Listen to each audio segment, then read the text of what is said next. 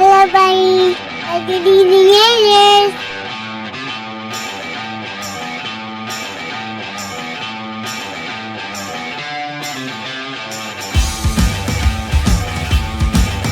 Dear brother, if you don't listen to our show, you might have a bonus hole. Shooting the shit. And we just talk about topics. Yeah, I can get political on things. I like to try to be non-biased and partisan on all sorts of topics.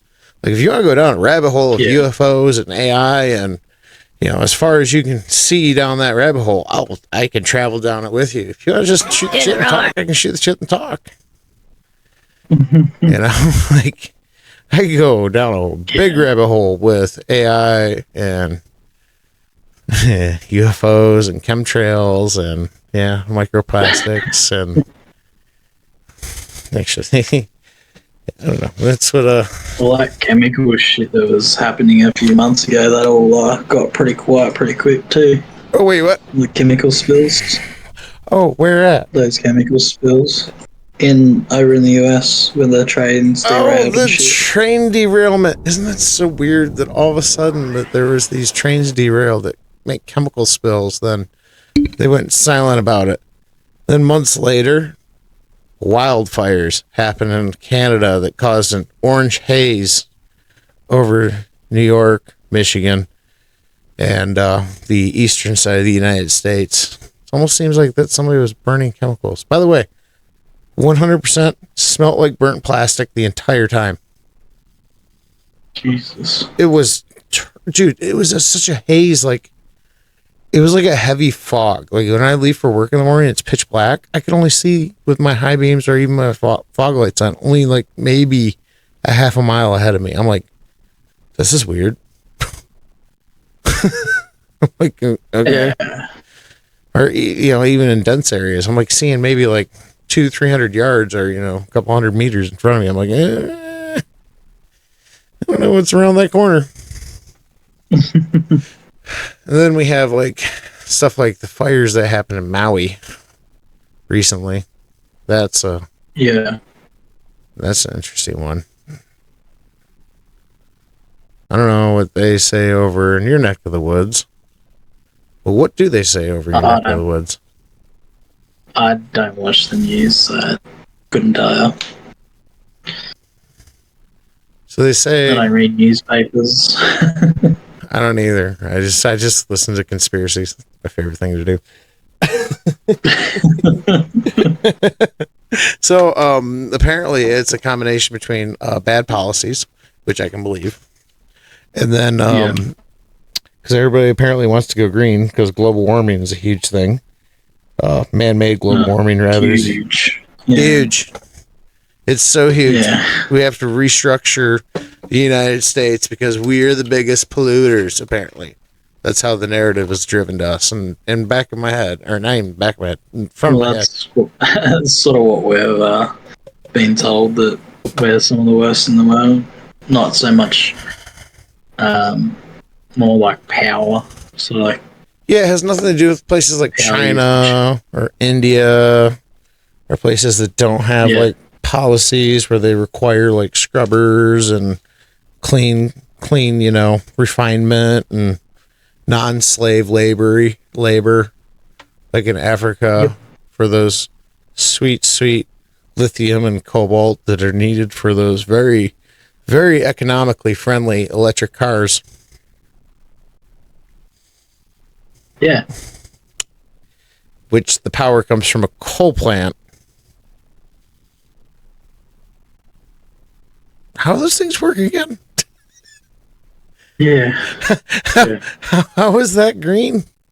And then on top of that, so there's this cool epiphany that if you really want to be the next world's richest person, you or anybody needs to try to be able to take those batteries from these electric cars and be able to extract all the raw materials back out of them after they are being used.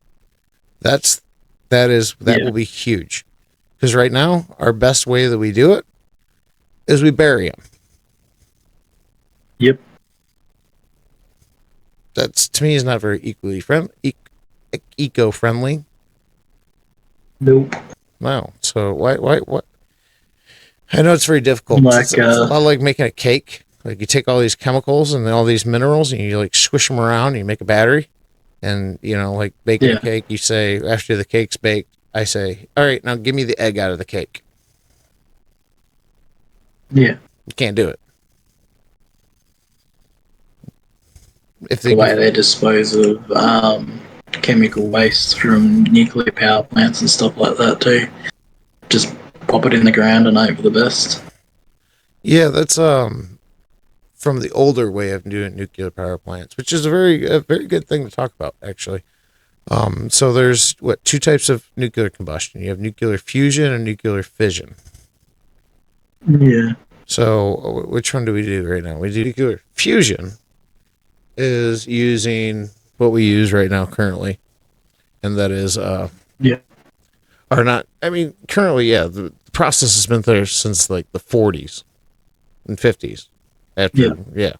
So all these places that still do produce nuclear, it's doing it the old way, because the nuclear fission way is extremely, it hasn't been refined enough to be efficient. But actually this past year, I do remember seeing that they have achieved nuclear fission on a smaller scale type of reactor, which, fusion is where you take your cooling rods, those uranium rods, those are in the cooling tanks to attract the byproduct radioactive atoms, and then you have that byproduct depleted uranium where you have to go bury in the ground, or like we enjoyed to do here in the United States, and make them into ammunition.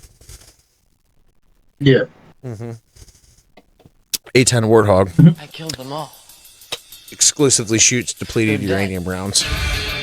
Every single one of them. Oh yeah, right. And not That's just exactly the men, what you mean. Well, but the women. we do it with the tungsten core because uranium is extremely dense, and then tungsten itself, when it hits armor, instead of like mushrooming out like normal shells would, tungsten with the uranium wrapped around it actually sharpens itself and punches through armor. Jesus. Well, that's why they're tank Yeah, busters. If it works. Yeah, that's why you don't fuck with an A-10 Warthog. Well, I plan on it anytime soon. It's a very awesome airplane. Very slow moving. For a twin engine aircraft, it has 2 half engines. That's the joke about it. Yeah, right. But It's so heavy to... It's very heavy, but highly maneuverable. Yeah. It's done at low speeds. So then you have nuclear... Okay, so that's fusion. The nuclear fission is what the sun does. Yeah. Yeah. So that's the process that's extremely hard to replicate, but they have done, which basically has like a 1-to-1 return ratio, if not better than that, to where whatever you put into it, your energy output is like exactly, oh no, not exactly. So you put in, say, your hydrogen, and you split those to the process. You're able to capture that energy to recreate the process and keep those firing. And then the excess power of that is what you harness and utilize for energy output. And it's like 100-to-1, if not more efficient than that ratio of nuclear fusion. And it's sustainable and constant to where it's more stable and safer than fusion. It's just very hard to replicate it, and they have been able to do it. And I hope that we go towards nuclear option for power and energy in the world personally over this stupid green energy bullshit like wind turbines.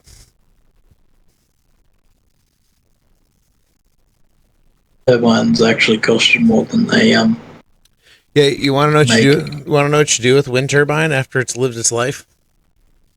Mm. You bury it in the ground. So, Forget about it. yeah, What? that's literally what they do as well. Green. To who? It's like when we had a drought a while ago, 15, 20 years ago, and the government built a desalination plant so you could convert salt water to drinkable, usable water, Right. and that ran for not. I don't think it even ran for a day, and they had to shut it down because it was costing them some ungodly amount of money just to run it, and it was using more power than was going to make it effective to use. Isn't the alternative to that to evaporate salt water? Yeah, Like if you take salt water and you just put like a tub over top of it with like a piece of cellophane in a survival situation, Well, it was obviously. designed to try and create vast amounts of water to actually fill catchments. Yeah. Yeah, You can evaporate salt water and take the salt content out of it, make it drinking water. yeah, Yeah. And so they tried doing it on a large scale there, but in a very inefficient, processed way. yeah. Yeah. And even the maintenance alone would cost them a ridiculous amount of money because obviously Salt. the excess salt that's floating around is going to start eroding everything. Yeah. Even salt messes with aluminum, salt messes with everything. Yeah. Yep. So yeah, that was hundreds of millions of dollars straight down the drain. Yeah, and they should start doing that process or trying to refine that process over in the western portion of the United States, because everybody keeps trying to say that they want to make a pipeline from Michigan to California for the fresh water that is in our Great Lakes. Yeah. No. Well, they actually made a pipeline in Victoria from northern Victoria down to southern Victoria, where the drought actually was, to then pump water up to the city. But now the pipeline just sits there doing nothing. Yeah, they droughted the whole area. Or in case they need. Sorry. I said they made a drought in the other area, didn't they? Well, we're already in a drought. We're coming out of a drought at that point. And yeah, Melbourne was starting to run low on water, so the solution was to take it from somewhere else. Where they actually grow a lot of the grains, a lot of the sheep and cattle and fruit and veg, all that sort of stuff comes from. You'd rather pump it from there to. It was a pretty messed up situation. That seems messed up. Yeah, we don't have water over here. What do we do? Take it from over there. Aren't there people over there? Yeah. Yeah. We'll find out. Well, a lot of people from even one of the senators at the time, he had no idea where Commuter was. That's where they were going to pump a lot of the water from. Oh, and it was 6 hours from Melbourne. Yeah, he had no idea where it was. Jesus. And that's your political and governmental representation. There's no idea where that is. Yeah. That's like that's the same. One of the interviewers asked, "Oh, what do you think about this place?" And he's like, "Where?" What? What the? Yeah. That's how institutionalized somebody is, just living in a city in a cubicle, going from policy to state house or representative house to one another, being like, yeah, that sounds like a good idea. Never been there before. Doesn't seem like they need it. What? Yep, pretty much. Well, they're trying to sort of bring everyone more towards the city area, so everyone's in just one confined space kind of thing. Yeah. That's not good either. That's when dictatorships sort of start to take over. Well, what the hell is even that? We have a lot of policies that are leaning towards that type of government. Yeah. And it's just, I hate to see it because you guys live in a beautiful, beautiful country.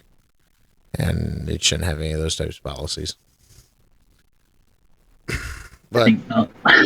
you get a lot of people in a big city, and we see it here in the U.S. where, here we have these, we have our elections like we do, and you'll always see the entire state leaning towards one side, like say Democratic, and you'll have one city with like a huge population going towards the other side, and that one wins the entire state.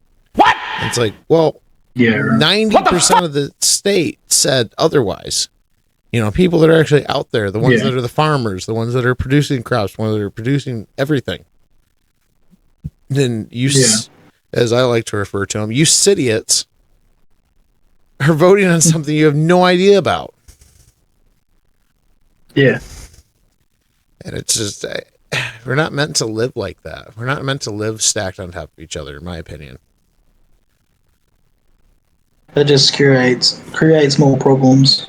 Yeah, and then you get policies and problems to where, like, well, if you don't think the way that I think, then you're thinking wrong, or that's hateful, or that's Yep. you're inciting violence. Like, hate speech. That's something that is, as far as our Constitution is aware of, hate speech is not a thing in the United States. There's speech you dislike, but it is not a crime. Yeah. And something that is called a violence, yes, that is illegal. But if you can speak your mind and speak about anything that you wish to speak about, but there's no like hate speech. Whereas in like places like Canada, and actually here in the state of Michigan, Governor Whitmore is trying to implement it to where if you misgender somebody, although I don't know how that works, if I don't know your gender to begin with, if you're going to try to be that confusing, then that's considered to be a form of hate speech. Now, who dictates that? You sure about that? Yeah. How do you sure dictate about that? what I'm You saying sure about is that? a form of hatred or a form of violence? It's like saying that I don't like spiders. All spiders should die. Is that that hate speech, or I just don't understand spiders? It's weird policies. That's what it boils down to. Just people not understanding each other. Or wanting to understand. So what do you guys think about what's going on in Ukraine and Russia? I'm not making myself clear. I don't give a fuck. I, again, don't really take a lot of notice.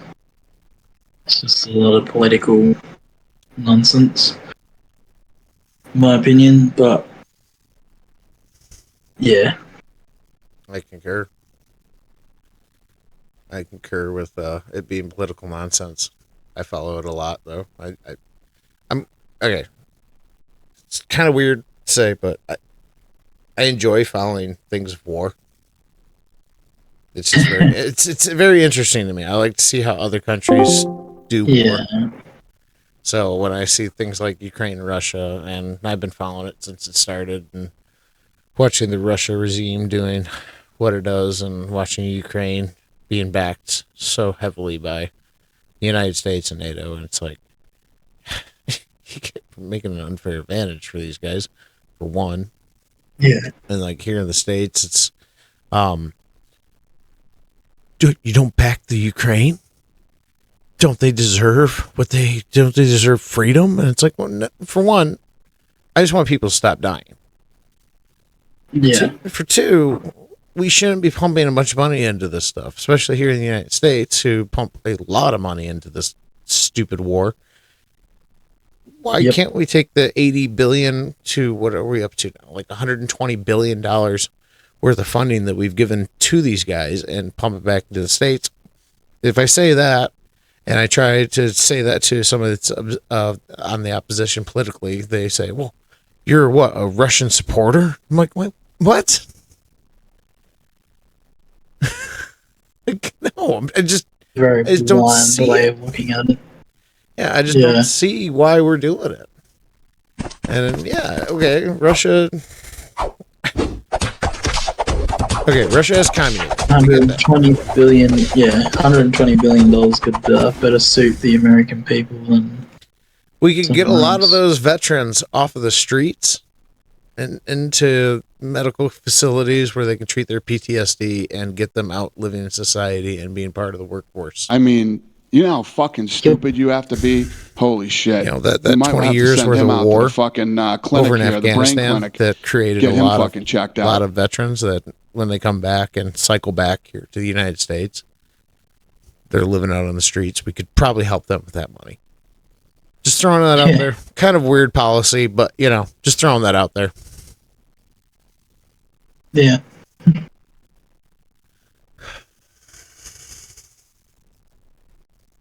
The Ukraine thing's kind of, it's all over the place, and it's something here that's actually, it's died down a lot, mainstream media wise, but it's something that I've just followed myself just because I do like to follow war things just to see how other countries are on their ways of doing war.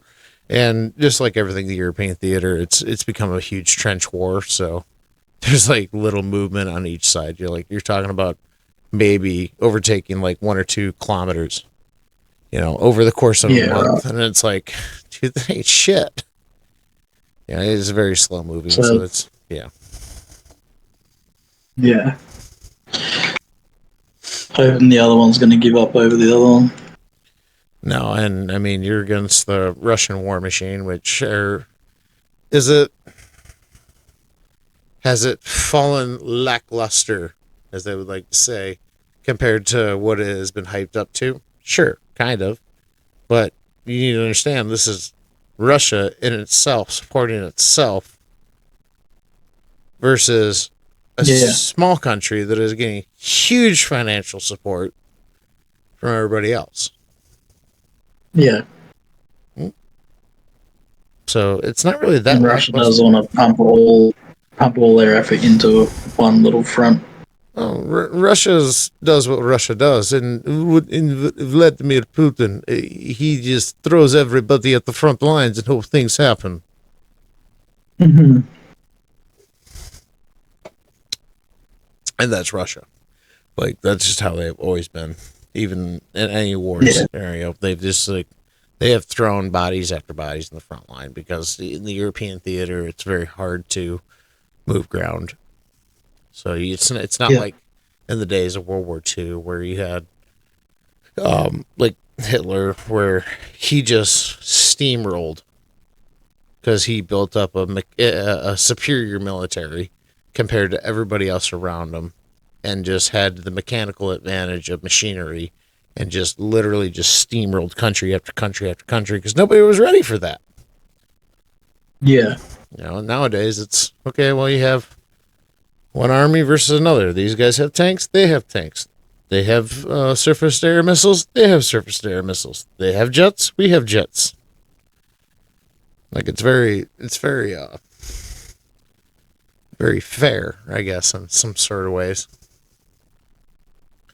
It's just weird to me that, like, okay, so we here in the United States put a lot of focus, clearly, with billions of dollars that we've spent there on the Ukraine, and it's like,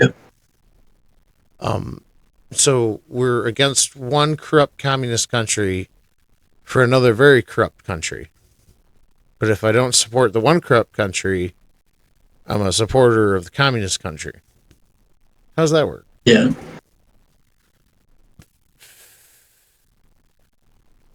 Politics are weird, man. Yeah. It's something I never want to get into, honestly. Like, I hate to say it, I but want to be a politician. I know, no. That's why, like, everybody's like, oh, this is the best we got in politics. Here's our president choices. These are the best we have. Yeah, look at the job that they have. Nobody wants to do it. If you're in there for financial gain, like, I want to be a president because the finances, no. The stress is way, way, way, way higher than what you get paid for. Yep. So, like, United States president is capped at $400,000 a year. That ain't shit. So when Trump was in office, he goes, I'll donate that money back to the United States. I don't need it. I'm running this because I want to. Yeah, because Which, that's kind of the person that you want in office. Somebody that isn't doing it because they want the paycheck. Paycheck's like, yeah, it's not even a thing for the president. It shouldn't be a thing. You want to do it because you want to lead the best policies and be the leader of the United States. not giving yourself a pat on the back and a pay rise every second week. Yeah, whereas like you look at Congress here, and you have people that on paper make $200,000 a year, yet they're living in $25 million houses and have private jets. Yeah, Capitalism at its finest. Especially when you make the policies. I probably have a satellite with my own name on it right now.